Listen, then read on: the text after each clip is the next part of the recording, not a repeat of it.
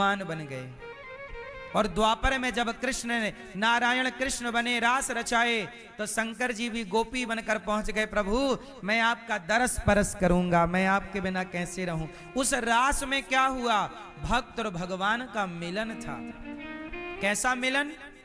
मिलन कई तरह का होता है। जैसे एक बेटा मां से दूर चला गया पढ़ने के लिए और पढ़ करके 2 साल बाद लौटा, तो मां जब बच्चे को देखेगी तो मां बच्चे को गले लगाएगी कि नहीं?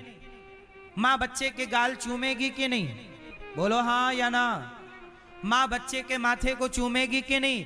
अब बताओ, मां भी बच्चों के गाल चूमती है, बोलो हाँ। तो क्या मां का बच्चे के गाल चूमना, अब कोई दूर खड़ा देखे, वाह देखो जरा गाल चूम रही है, अब कोई माँ बेटे को मिलते हुए देखे, जरा सोचना। भैया एक बात बताओ, बेटा 35 साल का है, बिल्कुल जवान 35 साल का लड़का, और वो अपनी माँ से मिले तो माँ उस बच्चे के गाल चूमती है कि नहीं? भाई बच्चे कितने भी बड़े हो जाएं पर माँ के लिए तो। अब माँ बेटे को गले लगाए तो जब कोई तीसरा व्यक्ति देखेगा माँ बेटे को मिलते हुए तो देखने में तो यही लगेगा कि इनका कुछ गड़बड़ है। वो गड़बड़ इसलिए समझेगा क्योंकि उसकी खोपड़ी में इस गड़बड़ के अतिरिक्त तो कुछ आता ही नहीं है, उसकी खोपड़ी गड़बड़ है। वो मां बेटे के मिलन आज की मैं आपको प्रैक्टिकल कराता हूं। आप चौराहे पे कोई मां बेटा गले मिल रहे हो तो तीसरा व्यक्ति देख के जरूर समझेगा कि इनका गलत है, क्योंकि आज की दुनिया इससे ज्यादा सोचती ही नहीं। आजकल भाई बहन चौराहे पे खड़े हों और एक दूसरे का हाथ पकड़ के दी भाई बहन चलें तो तीसरा यही समझेगा इनका चक्कर है। सही है गलत है? क्योंकि दुनिया का आज तो क्या कोई वहां वासना लेकर के कृष्ण के सामने खड़ा होगा? जरा ये तो सामान्य ज्ञान कॉमन सेंस है ना, थोड़ी बुद्धि तो लगाओ कि जब परमात्मा के आगे कोई खड़ा होगा तो क्या विषय वासना लेकर खड़ा होगा? लेकिन रास को भी लोगों ने बदनाम कर दिया। इसलिए मेरी मां, शास्त्रों को ठीक से समझना चाहिए। रास हुआ गोपियों के संग, भगवान गोपियों को अभिमान आया, भगवान गोपियों को छोड़कर अंतर्धान हुए, सारी गोपियां विरह में डूब गईं और गोपियों ने एक गीत गाया, गोपी गीत। जयति तेधिकम जन्मना प्रजः श्रयत इंदिरा शश्वदत्रहि। जब गोपियों ने जब गोपियों ने भगवान को पुकारा तब भगवान गोपियों के मध्य में प्रकट हुए। बोलिए रास रासेश्वर भगवान की। जितनी गोपियां उतने कृष्ण प्रकट होकर भगवान ने दिव्य रास रचा करके इस लीला को पूरा किया। आज भी ये लीला अखंड है, चल रही है, कहीं गई नहीं ये लीला। भगवान ने सुदर्शन और शंखचूड़ नाम के दैत्य का उद्धार किया। इसके बाद भगवान ने अरिष्टासुर को मारा।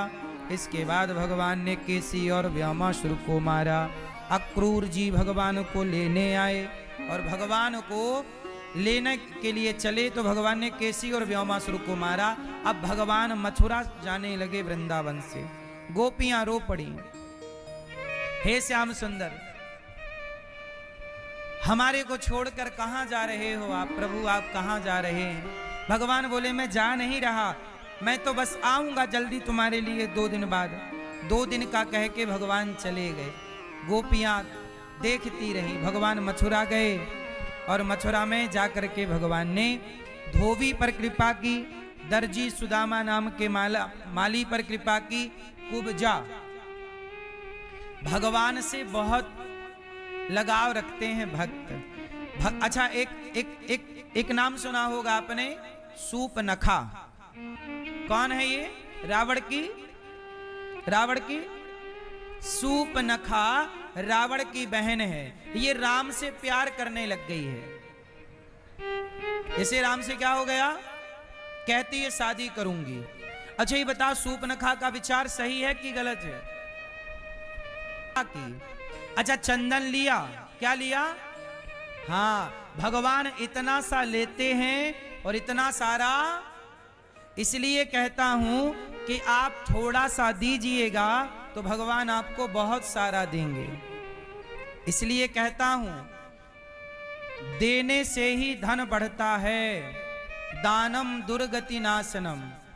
बच्चों को भी दान करना सिखाओ। एक रोटी का दान करें, एक गिलास पानी का दान करें, तुम्हारे बेटे भी दान करें, बेटा लो ये फलाने साधु को ये रोटी दे दो, ये भूखा है ये बच्चे को रोटी दे दो। बच्चों से भी अन्न वृंदावन लाओ, यहाँ संतों को भोजन होता है, बच्चे भी आते हैं, लोग अपने बच्चों को, बच्चों के हाथ से साधु संतों को भोजन बंटवाते हैं। आपके बच्चों का जन्मदिन आए, आपकी शादी की सालगिरह आए, माँ बाप की पुण्यतिथि आए, कोई भी आपका शुभ कार्य आए, ये देखो वृंदावन में संत नित्य आते हैं गौरी गोपाल आश्रम में।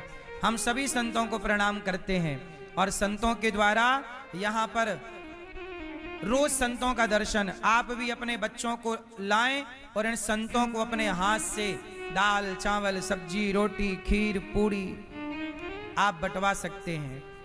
ये देखो हजारों संत यहाँ आते हैं, सब लाइन लगा के खड़े हैं, सबको भरपेट भोजन मिलता है आप सबके सहयोग से।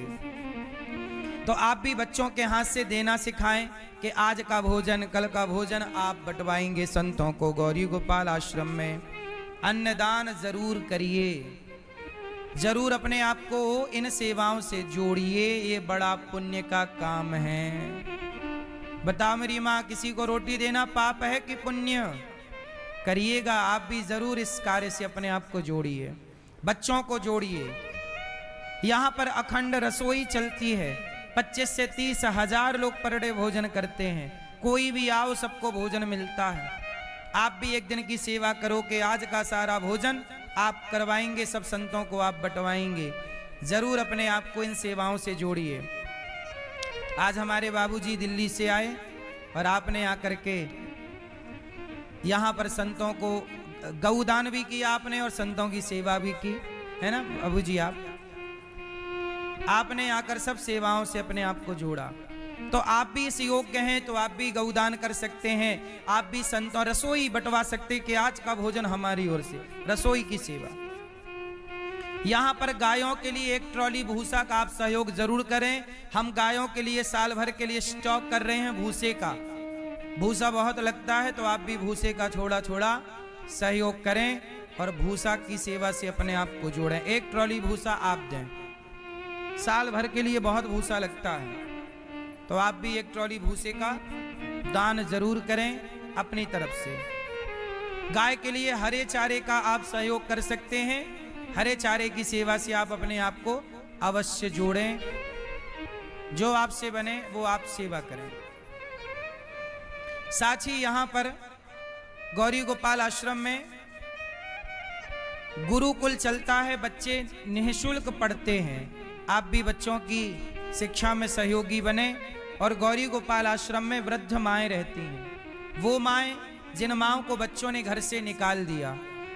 आपसे हम यही तो कह रहे थे कि जो बच्चे अपनी माँ को ले जाने को तैयार नहीं हैं, मृत्यु हो जाने पर भी, एक माँ की मृत्यु हो गई, हमने माँ के मई को फिर यहाँ बेटियों का विवाह